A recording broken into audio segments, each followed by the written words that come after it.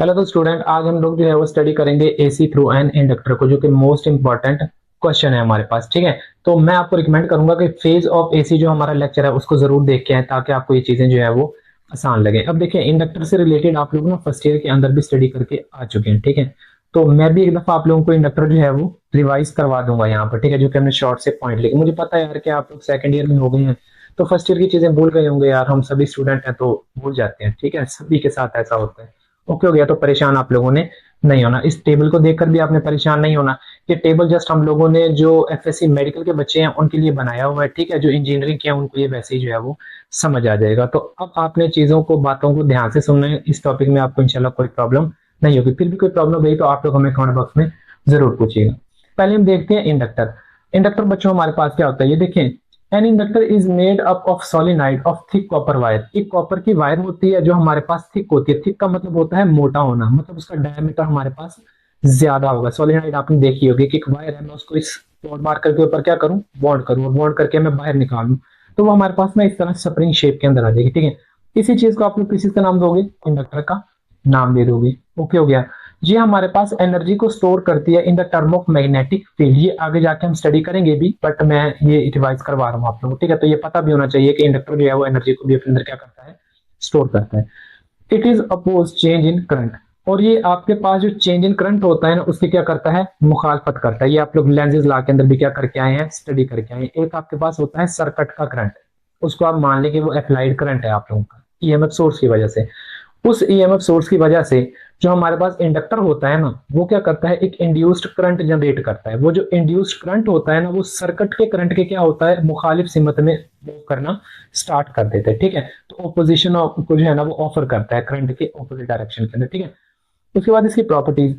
Large diameter of wire for its low resistance. इसका जो diameter है ना वो बहुत ज्यादा लार्ज होता है। क्यों लार्ज होता है, क्योंकि वायर जो है वो हमारे पास ठीक है। तो हमारे पास जो रेजिस्टेंस है, आप लोगों ने ये फैक्टर रीड आउट किया हुआ है कि हमारे पास जो रेजिस्टेंस है वो इनवर्सली प्रोपोर्शनल होती है आपके एरिया के। अब एरिया जितना ज्यादा होगा ना, हमारे पास रेजिस्टेंस उतनी ज्यादा क्या होगी, कम होगी। इसके लिए इसका जो डायमीटर है वो लार्ज रखा जाता है, ताकि रेजिस्टेंस जो है वो निगलिजिबल रहे, मतलब इसमें रेजिस्टेंस प्रेजेंट नहीं होती।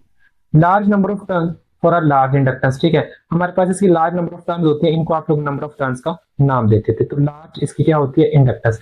इंडक्टेंस जो है ना वो एज ए रेजिस्टेंस काम करती है आपके इंडक्टर सर्किट के अंदर। ये मैं इस टॉपिक के अंदर समझा भी देता हूँ। ठीक है, ये थी बेसिक। आई होप सो यहाँ तक आपको समझ आया होगा। अब हम लोग ना अपने मेन टॉपिक की तरफ मूव करते हैं, एसी थ्रू एन इंडक्टर। ये टॉपिक हम लोग स्टडी क्यों कर रहे हैं, जब हम एसी थ्रू एन इंडक्टर को जो है ना वो स्टडी करते हैं, तो हम लोगों ने इसमें क्या देखना है कि एक ही टाइम में ना इस सोर्स की वजह से वोल्टेज और करंट इस सर्किट के अंदर क्या करेंगे, फ्लो करेंगे। तो मुझे उन दो क्वांटिटीज को देखना है, वो दो क्वांटिटीज जो है वो किस तरह से एक दूसरे को लैग कर रही है और किस तरह से एक दूसरे को लीड आउट कर रही है। ये मैं with the help of diagram भी समझा दूंगा, मैथमेटिकली भी आप लोगों को जो है ये मैं प्रूव करके दूंगा। तो चले हम लोग स्टार्ट करते हैं। हमने क्या किया, एक ना एसी सप्लाई लगाई इस इंडक्टर के अक्रॉस। एल का मतलब है इंडक्टर हमारे पास। ठीक है, ये एसी सप्लाई का सिंबल है, यहाँ पर हमने वोल्टेज अप्लाई किया। अब इस वोल्टेज की वजह से ना इस सर्किट के अंदर क्या करेगा, करंट फ्लो करेगा। मान लें कि उस करंट की जो डायरेक्शन है हमारे पास वो कुछ इस तरफ को है। ठीक है, कि करंट हमारे पास कुछ इस तरह से क्या कर रहा है, सर्किट के अंदर मूव कर रहा है हमारे पास। ठीक है, क्लॉकवाइज। अब मेरे पास क्या होगा, मैंने आपको पीछे ही बताया है कि ये जो इंडक्टर है ना, वो आपके इस करंट को, जो कि मेरे पास आई है, सर्किट का जो करंट है, इसको क्या करेगा, अपोज करेगा। अपोज करने का मतलब है इसकी मुखालिफ सिमत के अंदर फ्लो करेगा। अगर ये मेरे पास क्लॉकवाइज है ना, तो हमारा जो इंड्यूस करंट होगा ना बच्चों, वो किस तरफ मूव करेगा, एंटी क्लॉकवाइज मूव करेगा। इसको याद रखना है, ये इंड्यूस्ड करंट है हमारे पास, इंड्यूस्ड करंट। वो आपके अप्लाइड करंट के क्या है, ऑपोजिट।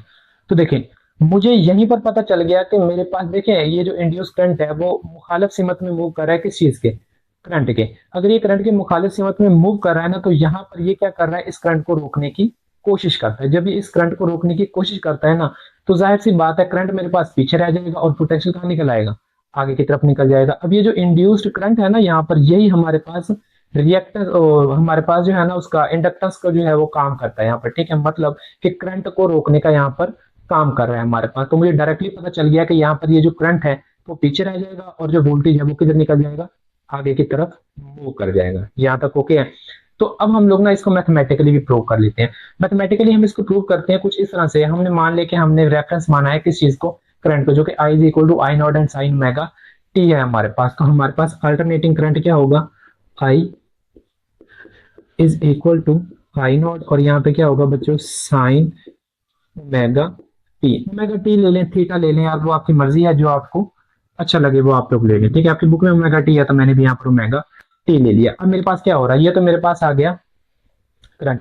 अब ये जो करंट है, ठीक है, इसको इंड्यूस करंट क्या कर रहा था, रोकने की कोशिश कर रहा था। जब इंड्यूस करंट इसको रोकने की कोशिश कर रहा था ना, तो बेसिकली जो मेरे पास इंडक्टर है वो क्या चीज क्रिएट कर रहा था, बैक ईएमएफ क्रिएट कर रहा था। ठीक है, बैक ईएमएफ ही हमारे पास रुकावट बनती है। तो हमारे पास क्या होगा, बैक ईएमएफ, ये आपने फर्स्ट ईयर के अंदर स्टडी भी किया हुआ है, बैक ईएमएफ इन इंडक्टर। ये मैं साथ साथ पॉइंट भी लिख रहा हूँ, आप भी इसको एज इट इज जो है वो नोट कर लें। तो वो हमारे पास क्या होता है, epsilon is equal to L delta I divided by delta T. ये फॉर्मूला आप लोगों ने बच्चों फर्स्ट ईयर के अंदर रीड आउट किया हुआ है। ठीक है, उसके बाद मैंने आपको पॉइंट बताया था कि हमारे पास जो रेजिस्टेंस है, ठीक है, वो क्या है, निग्लिजिबल है, मतलब कि बहुत ही ज्यादा कम रेजिस्टेंस होती है हमारे पास। ठीक है, अगर रेजिस्टेंस कम है, इफ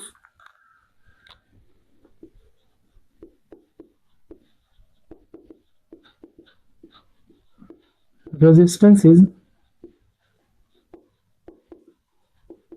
negligible then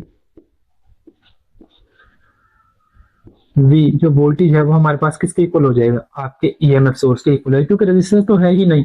जब रेजिस्टेंस नहीं है तो ऑटोमेटिकली आपका जो वोल्टेज है वो किसके इक्वल हो जाएगा, आपकी बैक ईएमएफ के इक्वल हो जाएगा। तो इसको हम लोग राइट ऑन कर सकते हैं, V ईएमएफ किसके इक्वल है, L delta I divided by delta T. तो ईएमएफ की जगह पर क्या पुट करने बच्चों, एल डेल्टा आई, और क्या पुट कर दें, डेल्टा टी की वैल्यू को यहाँ पर पुट कर दें। तो ये हम लोगों ने क्या कर दी, पुट। अब आई की वैल्यू ना मेरे पास यहाँ पे गिवन है, I is equal to I naught sine omega T. तो इस वैल्यू को उठाना है और आई की जगह पे क्या कर देना है, आप लोगों ने पुट कर देना है। तो इस वैल्यू को ना आई की जगह पे पुट कर दें हम लोग। जैसे आई की जगह पे पुट करेंगे तो एल और हमारे पास डेल्टा डेल्टा टी, और जो आई है उसकी वैल्यू क्या हो जाएगी, आई नॉट, और हमारे पास क्या हो जाएगा, साइन ओमेगा टी हमारे पास हो जाएगा। ठीक है, अब ये जो आपका फैक्टर है ना, ये वाला जो ना डिफरेंशिएशन के अंदर आता है। ठीक है, किसके अंदर आता है, डिफरेंशिएशन के अंदर। ये जो मेरे पास बेसिकली डेल्टा और डेल्टा टी है ना, ये D divided by D T है। ये मैं आपको बता भी देता हूँ, पहले मैं ये कर लूँ कि आई नॉट जो है वो हमारे पास क्या है, कांस्टेंट। कांस्टेंट वैल्यू के ऊपर डिफरेंशिएशन या हमारे पास जो इंटीग्रेशन है वो अप्लाई नहीं होती, तो इसको आप ना बाहर निकाले। तो मैं इसको क्या करता हूँ, बाहर निकाले। तो मैंने क्या किया, v is equal to L I not, और बाकी वैल्यू के ऊपर क्या कर दी, डिफरेंशिएशन अप्लाई कर दी हम लोगों ने। ठीक है, डेल्टा टी, और यहाँ पे क्या आ गया, साइन ओमेगा एंड टी हमारे पास। ठीक है, आई होप सो यहाँ तक आप लोगों को समझ आई होगी। अब देखें, यहाँ पर ना हम लोग चेन रूल लगाएंगे। क्या लगाएंगे, चेन रूल। ये देखिए मैंने लिखा हुआ है chain rule for a differentiation. Chain rule का जनरल जो फॉर्मूला होता है ना, वो हमारे पास ये होता है। ये हमारे पास जो एफएससी प्री इंजीनियरिंग के बच्चे हैं ना, उन्होंने स्टडी भी किया होगा, लेकिन मैंने इस फॉर्मूले से काम नहीं लेना, हम लोगों ने इस फॉर्मूले से काम लेना। ये फॉर्मूला जो है ना आप लोग को चेन रूल का, वो अल्टरनेटिंग क्वांटिटी के अंदर आना चाहिए, क्योंकि सिंपल हार्मोनिक मोशन में भी ये यूज होता है, और हमारे पास अल्टरनेटिंग क्वांटिटीज के अंदर भी ये क्या होता है, यूज। अब मान लें कि मेरे पास जो इक्वेशन है ना, वो है v is equal to V not sine omega T हमारे पास। ठीक है, अब मैंने ना इसके ऊपर डिफरेंशिएशन को अप्लाई करना है, तो D V divided by delta T हमारे पास। ठीक है, तो मैंने इसके ऊपर डेरिवेशन को अप्लाई किया, तो वी नॉट कांस्टेंट था, मैंने इसको बाहर रख लिया, हम इसको डिफरेंशिएशन के अंदर ले गए, तो मेरे पास डिफरेंशिएशन के अंदर साइन ओमेगा और टी आ गया। अब बच्चों ये जो फंक्शन होता है ना आपका, इसको आप बोलते हो आउटर फंक्शन। कौन सा फंक्शन, आउटर। और ये जो चीज होती है ना हमारे पास ये वाली, इसको हम लोग बोलते हैं इनर। ठीक है, तो हम डिफरेंशिएशन को जब इसके ऊपर अप्लाई करते हैं ना, तो पहले डिफरेंशिएशन जो है वो आउटर के ऊपर अप्लाई होती है, देन वो किसके ऊपर, इनर जो है वो पार्ट के ऊपर अप्लाई होती है। जब मैं इसकी डिफरेंशिएशन करूंगा ना, तो वो हमारे पास कुछ इस तरह से आएगी, वी नॉट।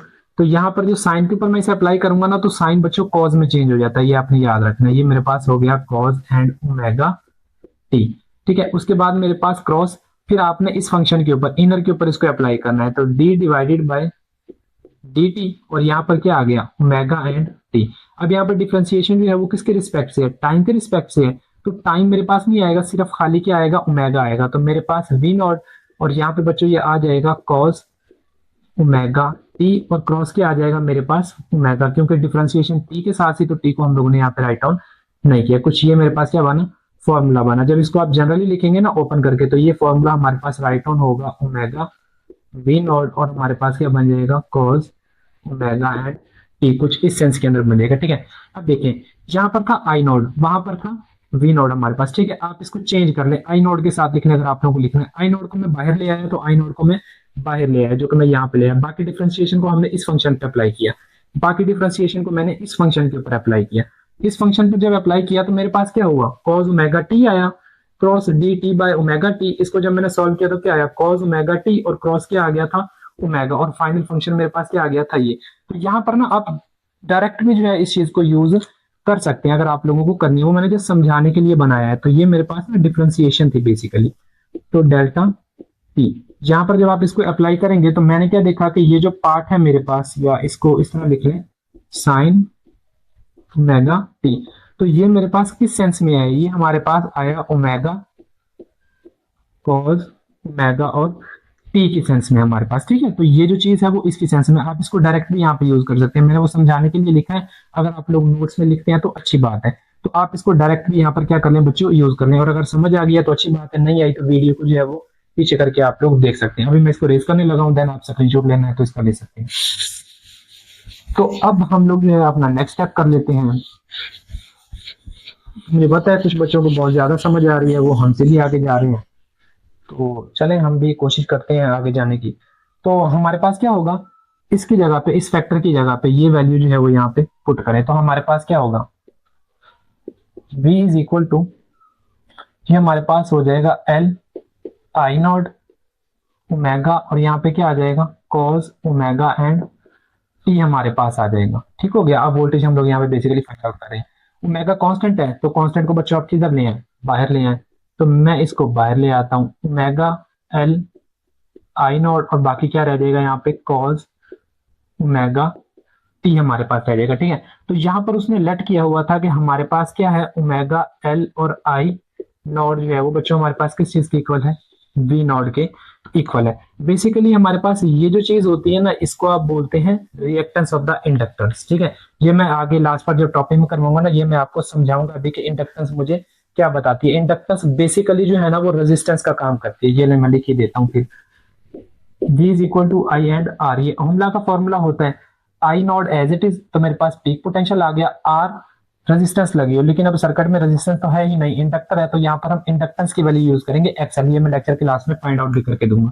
तो जस्ट आपने इस चीज को वी नॉट के इक्वल ऐड कर लेना है। तो हमारे पास क्या हो गया, V is equal to V not, और यहाँ पे क्या आ गया बच्चों हमारे पास कॉस एंड ओमेगा टी आ गया। ये हमारे पास क्या बन गई, एक इक्वेशन बन गई। अब मुझे क्या करना है, मुझे वोल्टेज और पोटेंशियल के अंदर डिफरेंस लेके आना था। मतलब कि मुझे यहीं से पता चल गया था कि जो करंट है वो मेरे पास क्या कर रहा है, लैग, और जो वोल्टेज है वो मेरे पास क्या कर रहा है, लीड कर रहा है। तो उस डिफरेंस को बेसिकली मैं यहाँ पे क्या कर रहा हूँ, फाइंड आउट। तो आपने ना यहाँ पर एक ट्रिग्नोमेट्रिक आइडेंटिटी यूज करनी है। ठीक है, वो जो ट्रिग्नोमेट्रिक आइडेंटिटी है ना मैथ के अंदर, वो हमारे पास बच्चों होती है cos theta is equal to, cos theta जो होता है ना वो हमारे पास sine theta plus pi by 2 के इक्वल होता है। ठीक है, अगर मैं यहाँ पर लेट कर लूँ कि ये जो कॉस है वो ओमेगा टी के इक्वल है, तो हमारे पास बच्चों जो साइन है वो ओमेगा टी और प्लस क्या होगा, पाई बाय 2 आ जाएगा हमारे पास। ठीक है, तो ये देखें कॉस ओमेगा टी जो है, कॉस ओमेगा टी जो है वो हमारे पास फिर इस फंक्शन के इक्वल नहीं आता। तो इसको ना आपने डायरेक्ट ही राइट ऑन करना है। तो आप इसको डायरेक्ट, वो मैंने समझाने के लिए है ताकि आप लोगों को परेशानी ना हो। तो कॉस ओमेगा टी जो है वो हमारे पास बेसिकली जो है वो किस चीज के इक्वल आ रहा है, sign omega T plus pi by 2 के। तो इस वैल्यू को ना यहाँ पे पुट कर दें।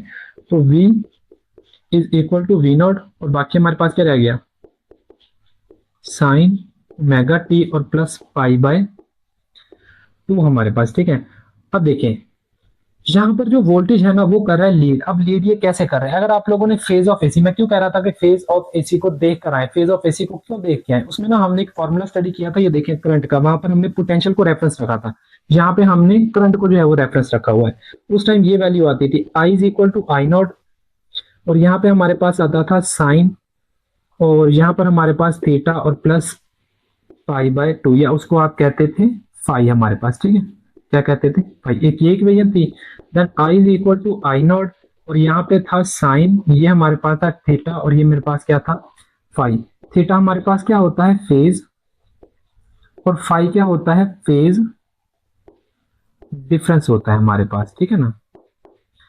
तो मैंने आपको ये बताया था, सॉरी यहाँ पे नेगेटिव होता है हमारे पास। तो मैंने आप लोगों को ये बताया था कि जब ऐसी सिचुएशन हो ना, उस टाइम क्वांटिटीज क्या करती हैं, लीड। जब ऐसी सिचुएशन हो ना, उस टाइम क्वांटिटीज क्या करती हैं, लैग। मेरे पास सिचुएशन कौन सी बन रही है, omega T plus pi by two. आप थीटा को ओमेगा टी भी लिख सकते हैं, कोई मसला नहीं है इसमें, ठीक है। तो इस सेंस में मुझे क्या पता चला, इसको आप इक्वेशन का नाम दे दें, इसको आप इक्वेशन वन का नाम दे दें, इसको आप किसका नाम दे दें, इक्वेशन टू का नाम दे दें। अब मैं जब क्या करूंगा, इक्वेशन वन और टू को कंपेयर करूंगा, ये समझाने के लिए था मैंने। अब मैंने आपको बता दिया है, तभी मैं कह रहा था फेज ऑफ एसी लाजमी देख कर आए, ये सेंस आए कि अब मेरे पास देखिए पॉजिटिव है, यहाँ भी पॉजिटिव है, तो मेरे पास पोटेंशियल जो है वो लीड कर रहा है किस चीज को, आपके करंट को। ओके हो गया। तो यहाँ पर हम इसको रेज कर देते हैं और हम लोग जो है नीचे छोटी सी स्टेटमेंट लिख देते हैं। जब मैं करता हूं ना कंपेयर इक्वेशन वन और टू को, from equation one and 2, the voltage are lead and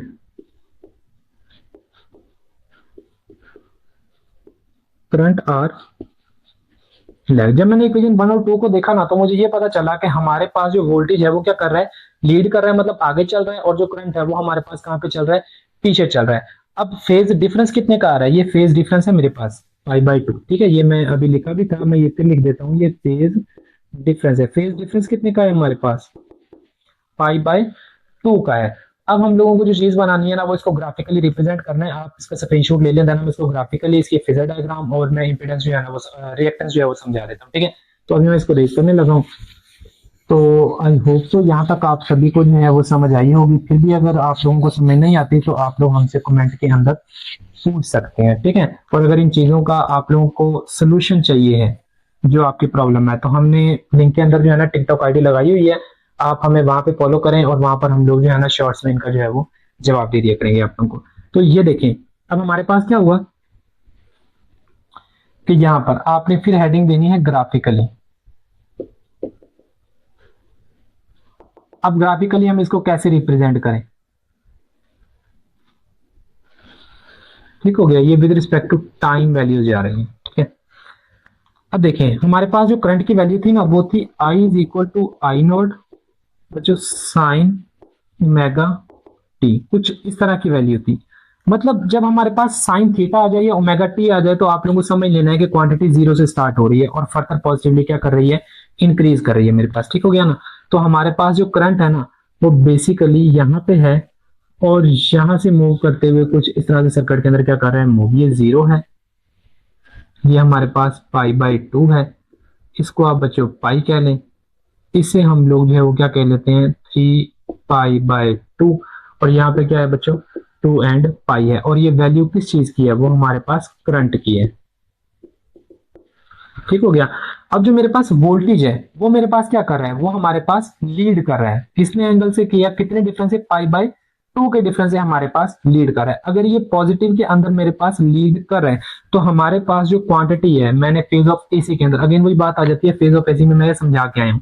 तो यहां से मेरे पास पीक वैल्यू होती है, तो जो हाफ साइकिल होगा ना हमारे पास वोल्टेज का, तो बच्चों स्टार्ट होगा यहां से, ठीक है।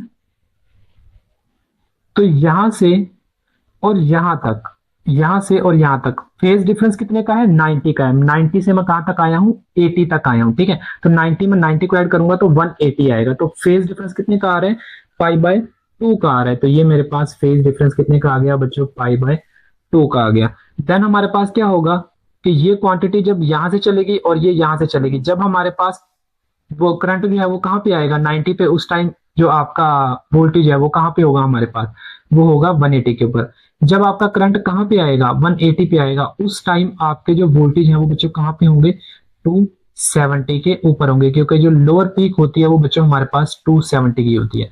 जब आपका जो वोल्टेज है वो कहां पे आएगा, 270 पे, उस टाइम आपका करंट कहां पे आएगा, 270 पे, उस टाइम आपका जो करंट है वो कहां पे होगा, 360 डिग्री के ऊपर होगा। जैसे मुझे पता चलता है यहाँ भी phase difference pi by two का था, यहाँ पर भी फेज डिफरेंस कितना है, पाई बाय टू का ही आ रहा है, ठीक है। तो इस तरह से ये दोनों वेव फॉर्म जो है वो एक ही साथ एक सर्किट के अंदर क्या कर रही है बच्चों, मूव कर रही है। तो यहाँ पर जो वोल्टेज है ये वोल्टेज है। ओके हो गया। तो ये मेरे पास बन गई ग्राफिकल रिप्रेजेंटेशन, जिसमें हमने ये देखा कि वोल्टेज जो है वो करंट को क्या कर रहा है, लीड कर रहा है। अब हम लोग जो है इसकी फेजर डायग्राम बना लेते हैं। फेजर डायग्राम, जब आप इसकी फेजर डायग्राम बनाओगे ना, तो फेजर डायग्राम में हमने देखा था कि जो क्वांटिटी जीरो पे हो और पॉजिटिवली इंक्रीज करे, जो क्वांटिटी जीरो पे हो, जीरो पे कौन है, करंट है, और पॉजिटिवली इंक्रीज करे, और करंट किस तरफ इंक्रीज कर रहा है, पॉजिटिव, क्योंकि अपर हाफ साइकिल पॉजिटिव का होता है और ये मेरे पास नेगेटिव का होता है। उसको हमेशा बच्चों आप लोगों ने एक्स एक्सिस के ऊपर राइट ऑन करना है। तो ये मैं उसको एक्स एक्सिस पे राइट ऑन कर देता हूँ, ठीक है। वेक्टर रिप्रेजेंटेशन के अंदर सेकंड पॉइंट में आपके पास ये लिखा भी हुआ है हमारे पास, ठीक है। तो ये क्या है हमारे पास, करंट। उसके बाद अब मुझे देखना है दूसरी क्वांटिटी को। अब ये क्वांटिटी वोल्टेज जो है वो हमारे पास क्या कर रहा है, लीड कर रहा है, मतलब π/2 के डिफरेंस से आगे चल रहा है। अगर ये लीड करे ना, तो बच्चों इसको आपने याद रखना है, हमेशा इसको हम लोग रिप्रेजेंट करते हैं पॉजिटिव वाई एक्सिस के ऊपर, क्योंकि यहाँ पर जो क्वांटिटी होती है ना उसको इस एक्सिस के ऊपर लिया जाता है। ये मेरे पास क्या है, वोल्टेज आ गया, और यहाँ पर एंगल कितने का बना, π/2 का बन गया बच्चों। ये हमारे पास क्या बन गई, इसकी फेजर डायग्राम बन गई है, ठीक है। आई होप सो यहाँ तक आप लोगों को समझ आई होगी। अब आप लोगों ने जो चीज निकालनी है ना, वो हमारे पास है रिएक्टेंस। अब रिएक्टेंस हमारे पास क्या होती है या वो क्या काम करती है, वो मैं आपको समझा देता हूँ।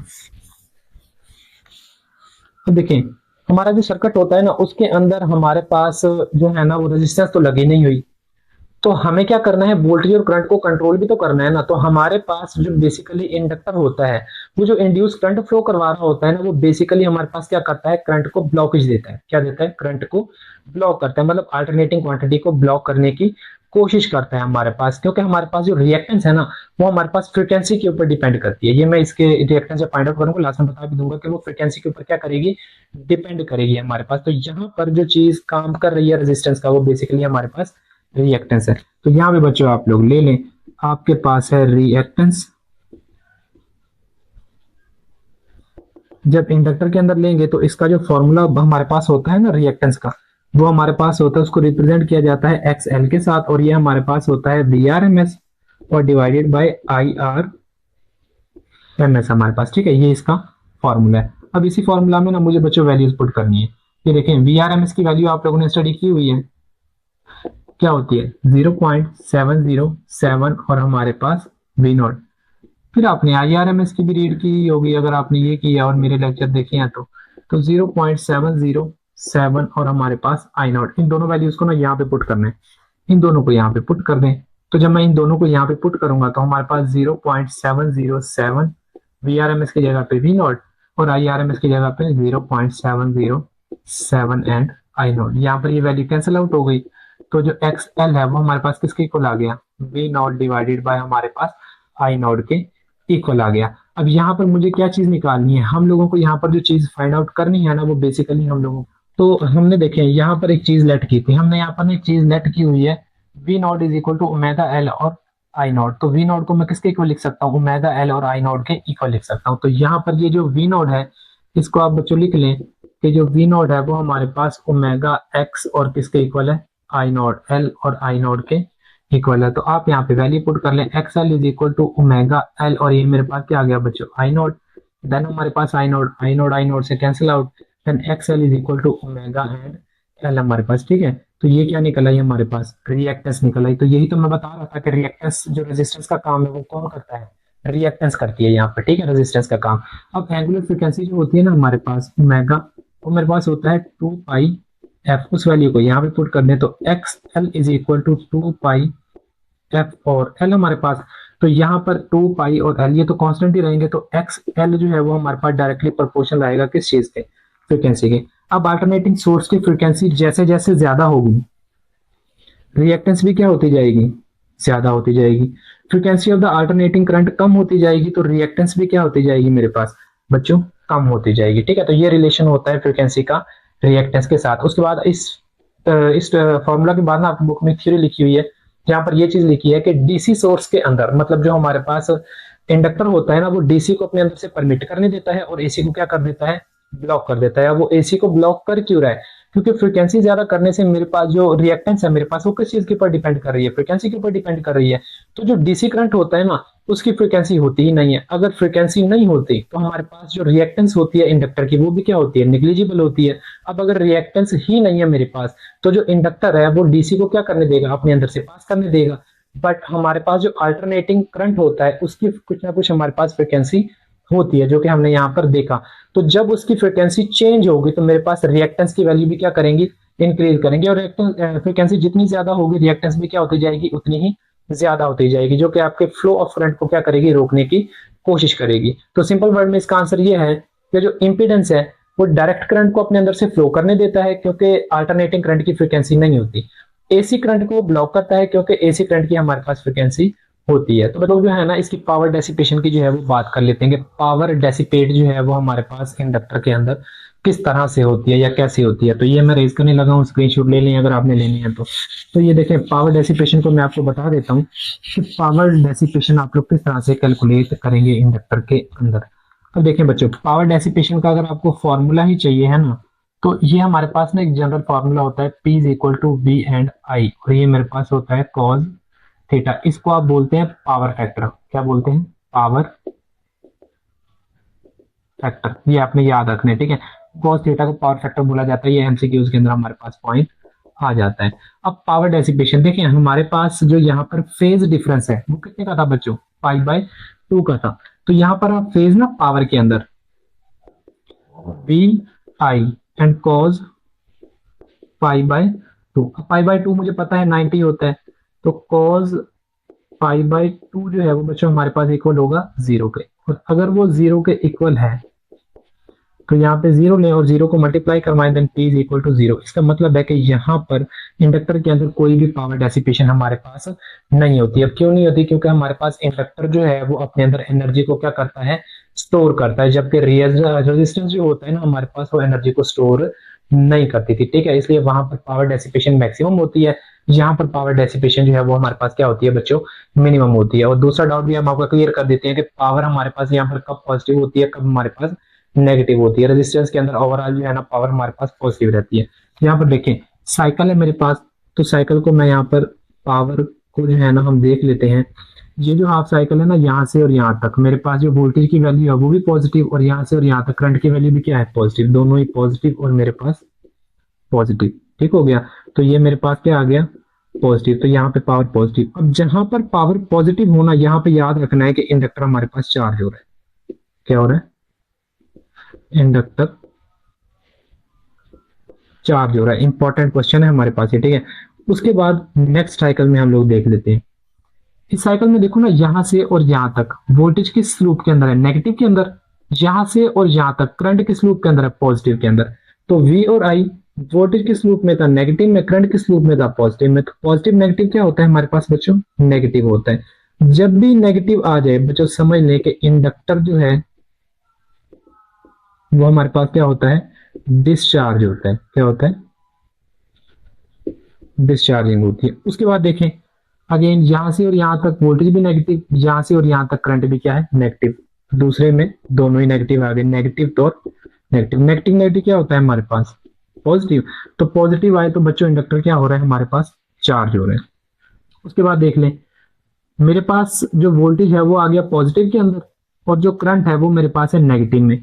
तो वोल्टेज किस चीज के अंदर है हमारे पास, पॉजिटिव में, और करंट हमारे पास है नेगेटिव में। तो ये क्या आ गया बच्चों, नेगेटिव। इंडक्टर क्या हो रहा है, डिस्चार्ज हो रहा है हमारे पास, ठीक है। तो ये एक प्रोसेस होता है स्मॉल सा इंडक्टर की चार्जिंग और डिस्चार्जिंग को एक्सप्लेन करने के लिए, ठीक है। क्योंकि मैंने आपको बताया था कि इंडक्टर एनर्जी को अपने अंदर क्या कर रहा है, स्टोर कर रहा है। तो बच्चों ये था हमारे पास AC through an inductor. I hope so आपको ये समझ आया होगा, और अगर आपको ये समझ आया हो तो हमें लाइक, फॉलो और शेयर जरूर कीजिएगा।